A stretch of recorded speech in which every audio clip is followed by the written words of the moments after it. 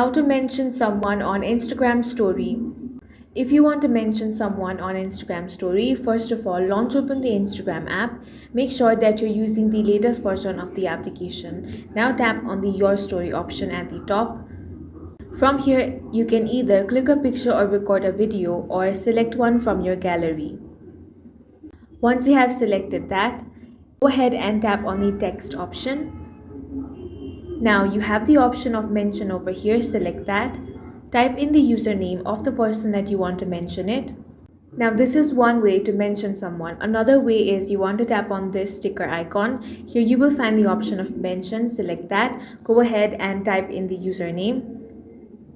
As you can see, this is another way to mention someone. Now tap on Your Story option. Now, if you have already posted the story and you want to mention someone later on, all you want to do is open up your story. Then you want to tap on the mention option at the bottom. Go ahead and select the person that you want to mention, then tap on add.